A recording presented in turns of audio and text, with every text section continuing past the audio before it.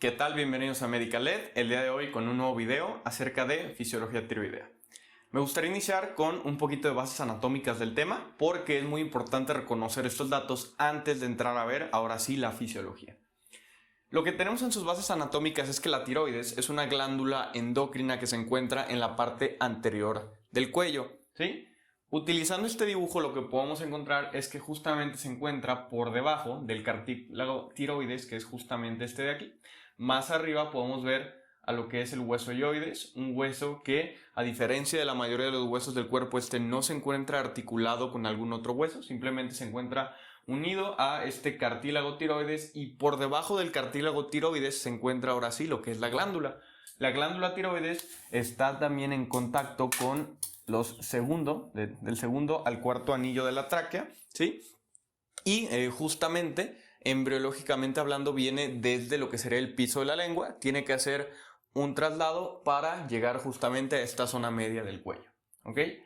Si hacemos un poquito de zoom en esta glándula tiroides, vamos a encontrar que la unidad funcional de esta es justamente el folículo tiroideo, que se compone básicamente de estas células que son células foliculares, que es un epitelio de tipo cúbico, que en su parte apical, sería está en contacto con una sustancia que es el coloide, que es justamente una de las zonas en donde se va a empezar a sintetizar la hormona tiroidea, ¿ok?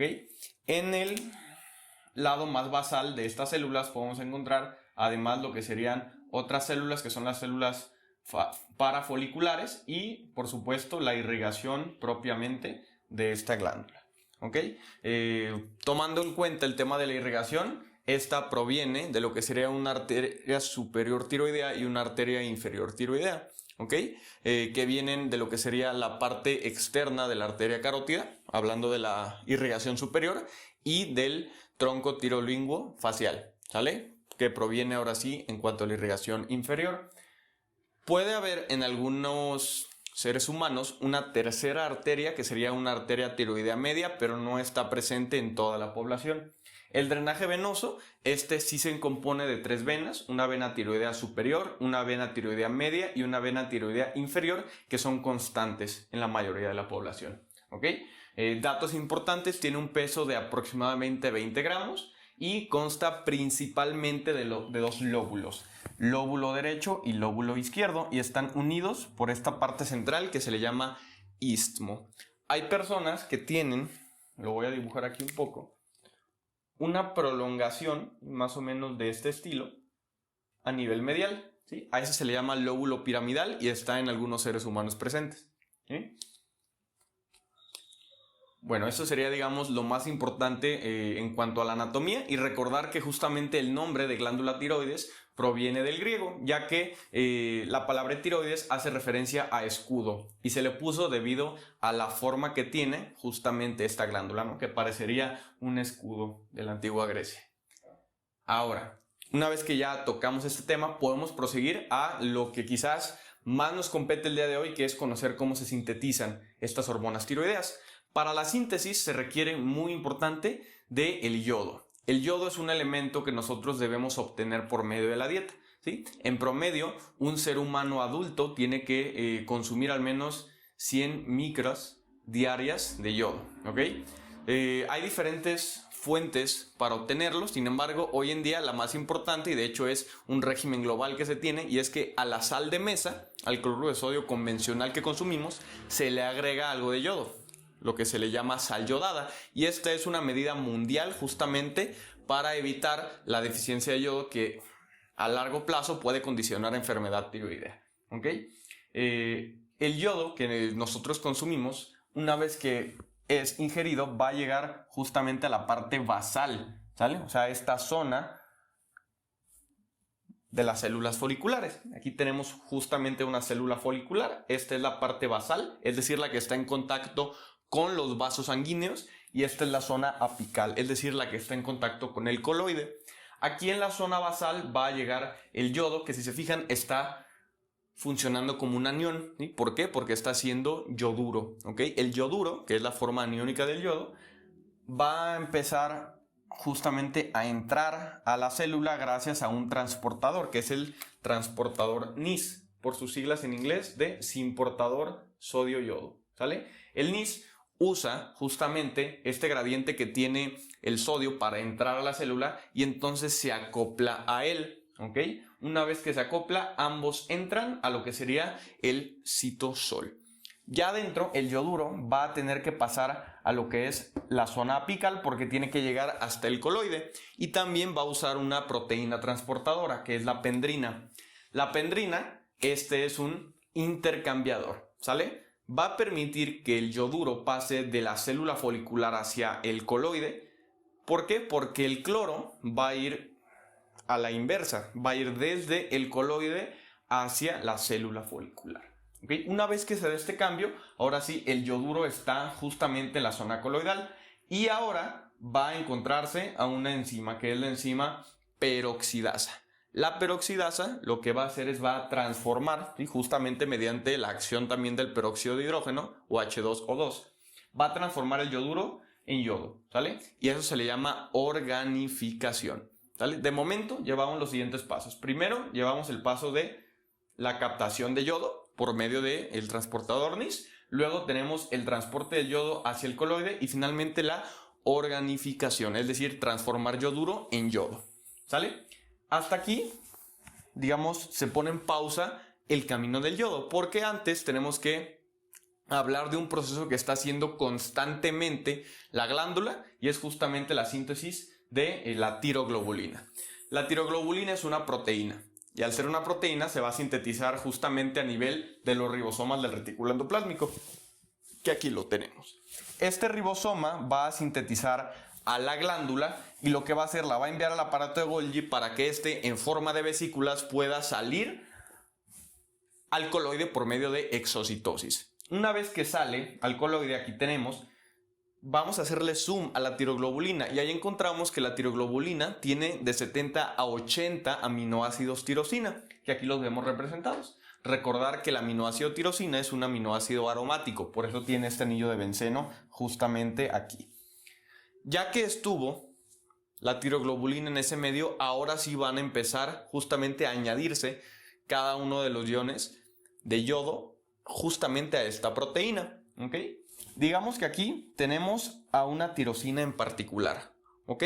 Esta tirosina en particular va a empezar a tomar el yodo. ¿Y cómo lo va a hacer? Bueno, primero va a encontrar aquí en la posición 3, ¿sí?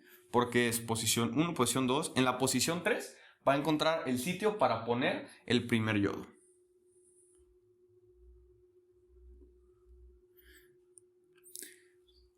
Cuando pone el primer yodo, a esto se le llama monoyodotironina porque únicamente tiene un yodo. Después es capaz de poner otro yodo en la posición 5. Esta dijimos que era la 3, va a ser esta la 4 y esta es la 5. Entonces en la posición 5 va a ir otro yodo. A este se le va a llamar diyodotironina, ¿sí? ¿Por qué? Porque tiene ahora 2 yodos. Sin embargo, esto no es todo. ¿Por qué? Porque las hormonas tiroideas necesitan al menos de 3 o 4 yodos. Entonces, lo que va a hacer es que aquí en la tiroglobulina vamos a tener otra tirosina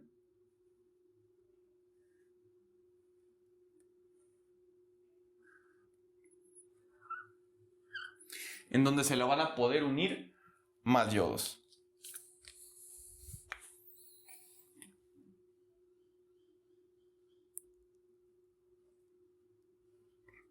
En este caso ya tendríamos unido un yodo en la posición 3, un yodo en la posición 5 y acá, como se está usando la posición 3, pero ahora de la otra tirosina, a esta se le llama posición 3'. Y a esta hormona es a la que conocemos como T3 o triyodotironina porque tiene 3 yodos, ¿sale? Esta molécula puede obtener un yodo más, ahora en la posición 5' y a eso se le conoce como tiroxina o T4, que son justamente las dos hormonas tiroideas biológicamente activas. Hay una tercera forma que es la T3 reversa, ¿sí?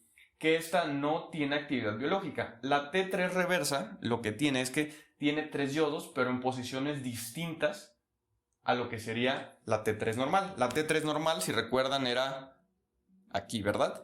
3, 5 y 3'. La T3 reversa tiene la siguiente disposición. Tiene un yodo en 3, un yodo en 5 y un yodo en 3', ¿sale? Estas son las posiciones de la T3 reversa, que repito, no es biológicamente activa, ¿ok? Ya que se hicieron todas estas opciones, ¿sí? Sobre todo estas últimas 3 son las que van a pasar a ser nuevamente parte del citosol, ¿sí? Esta es una endocitosis que se hace con la ayuda de la megalina, que es una proteína que participa en el proceso. Ya aquí los lisosomas son los encargados de justamente ir cortando estos pedacitos de tiroglobulina para liberar, ahora sí, T3 y T4, ¿sale? La mayoría se libera. Una cierta parte va a pasar en el citosol a una desyodasa, que es la desyodasa 1, que lo que hace es justamente quitarles el yodo a algún porcentaje de estas hormonas y empezar a reciclarlo. Esto para, de alguna manera, salvarlo y que se esté, digamos, teniendo un buen balance. Una vez que ya T3 y T4 están listas, van a pasar por este transportador que es el MTC8 y van a salir a la sangre, ¿sale? T4 va a ser el más abundante y está en un 80%, ¿sale? Mientras que T3 está en alrededor de un 20%, ¿sí? Ese es el balance que tienen estas dos hormonas tiroideas. Bien, y ahora, ¿cómo es que las hormonas tiroideas van a transportarse por el torrente sanguíneo? Al ser la tiroides una glándula endocrina, quiere decir que libera sus hormonas y estas van a pasar por todo el organismo a través de la sangre. La manera de transportarlas es de la siguiente forma, ¿sí? T4, del 100% que se libera, el 0.04 va a estar de manera libre, es decir, circulando en sangre sin ninguna proteína. Mientras que T3 es un poquito más abundante libre, ya que va a haber alrededor del 0.4% de su totalidad circulando sin ningún tipo de unión. Esto nos hace entender que entonces la mayoría tanto de T3 como de T4 va a estar unido a cierto tipo de proteínas. ¿Cuáles son? Estas 3. La albúmina, que es la proteína transportadora por excelencia, que dura en promedio 13 días, ¿sí? Su unión con las hormonas tiroideas y que representa el 15%. La transtirretina, esta va a ser digamos una relación, una unión mucho más corta, cerca de 2 días de unión activa y el 10% de las hormonas son lo que transporta. Entonces, lo que quiere decir que la proteína más importante para el transporte de las hormonas tiroideas es la globulina fijadora de tiroxina, ¿sí? Que tiene una unión de alrededor de 5 días y que lleva aproximadamente el 74%, ¿sale? Muy bien, ahora, una vez que estas hormonas son transportadas, van a llegar a sus sitios o células diana, que son muchísimas, debido justamente a la poca especificidad y gran variedad que tienen de función estas hormonas. T3 y T4, recuerden, son hormonas que pertenecen al tercer grupo, o sea, las hormonas que derivan del aminoácido tirosina. ¿Okay? Estas hormonas pueden hacer dos cosas. Pueden atravesar libremente la membrana, como aquí lo vemos en el dibujo, o pueden pasar por medio de transportadores, que es el transportador MST8, del que ya hablamos anteriormente. ¿Sí? Esta última forma de entrar, lógico, es sobre todo la más efectiva para hacerlo de manera rápida. Una vez que T3 y T4 entran, pasa algo bien interesante. Recordemos que T4 estaba en una proporción 80-20 con respecto a T3. Sin embargo, T3 es mucho mayor activa biológicamente. Entonces, la mayoría de T4 se convierte en T3 y lo hace gracias a una desyodasa, la desyodasa 1, la misma que me ayudaba en el paso anterior a reciclar algo de las hormonas tiroideas. Aquí ahora la desyodasa se encarga de quitar el yodo para T4, transportarlo y ahora hacerlo T3. Hay diferentes tipos de desyodasa. Esta es la 1, que está en la mayoría de los tejidos. La desyodasa 2 se encuentra sobre todo en hipotálamo y en hipófisis y es la que le ayuda a estos tejidos a hacer el feedback negativo.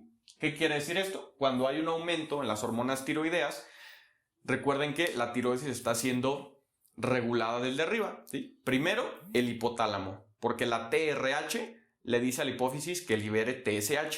y la TSH, que es la hormona estimulante de tiroides, va a estimular la tiroides para empezar a trabajar. Entonces, cuando T3 y T4 están aumentadas, van a llegar a estos tejidos y en estos tejidos va a haber una desyodasa tipo 2 que se encarga de hacer toda la T4 en T3, que es la activa, y T3 hace el feedback negativo. ¿Qué quiere decir? Que entonces cuando suben T3 y T4, TRH y TSH van a empezar a bajar para que finalmente le digan a la glándula que disminuya su actividad. De esta manera funcionan los feedbacks, ¿sí? Bien, ya que sabemos que T3 y T4 están adentro, sobre todo T3 va a ser la encargada de entrar justamente aquí al núcleo, ya que los receptores tiroideos se encuentran a nivel nuclear.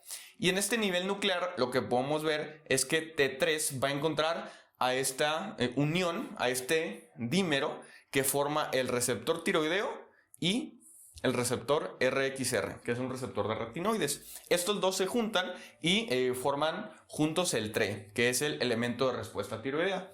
Una vez que la T3 se une a estos dos, ahora sí, funciona como un factor de transcripción que hacen que en este DNA se empiece a transcribir y entonces ese transcrito me dé un RNA mensajero y ese RNA mensajero a su vez me empieza a dar proteínas, ¿sí? Como enzimas, como bombas y todo lo necesario para que justamente estas hormonas tiroideas hagan su función. ¿Qué nos quiere decir esto? Que la mayor parte de la función de las hormonas tiroideas es una función a nivel genómico, o sea que ayuda a la transcripción de ciertos genes para generar justamente este tipo de elementos. La tiroides es justamente una función muy diversa. Estas hormonas, al tener receptores en la mayoría de las células, pueden intervenir justamente en la función de estas, pero las más importantes son las siguientes.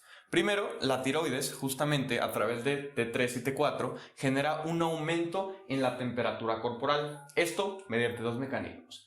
Primero, se encarga de aumentar el requerimiento de oxígeno de las células. Eso hace que empiecen a trabajar a una mayor velocidad. Y segundo, pueden desacoplar la fosforilación oxidativa. ¿Qué quiere decir esto? En lugar de que la cadena de transporte de electrones genere fuerzas protonas para aumentar la síntesis de ATP, esto se puede desviar y puede trabajar con una proteína desacoplante, que lo que va a hacer es que va a generar entonces un aumento en la producción de calor.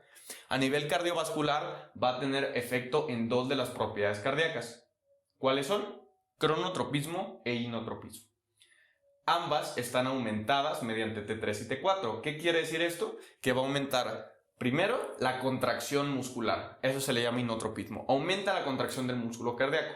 Y además aumenta el cronotropismo, o sea, aumenta la frecuencia de los latidos. Por eso, personas con hipertiroidismo, por ejemplo, uno de los síntomas más característicos es la taquicardia, ya que aumenta entonces la velocidad de sus latidos. A nivel gastrointestinal también hay muchos cambios, sobre todo estas hormonas tiroideas favorecen la motilidad, o sea que vaya con una mayor velocidad todo el movimiento intestinal y sobre todo las secreciones a nivel del tubo gastrointestinal, ¿sale? En el sistema nervioso central permite un desarrollo cortical, por eso es que pacientes que por ejemplo nacen con hipotiroidismo subclínico, ¿sí? Que es un hipotiroidismo sobre todo de manera congénita, van a tener mucha afectación a nivel cognitivo. Y además permite la activación de un sistema que es el SARA, es el sistema activador reticular ascendente, que es el que nos permite mantenernos despiertos.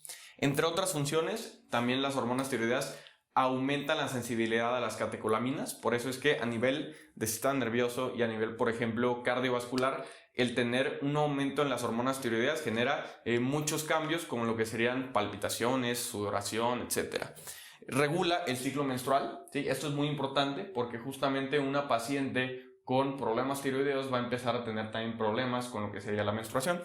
Y a nivel metabólico aumenta sobre todo dos vías. La primera, que es la gluconeogénesis, o sea, la producción de glucosa a partir de elementos que no son carbohidratos, y la lipólisis, que sería prácticamente el degradar los triglicéridos en ácidos grasos libres, ¿ok?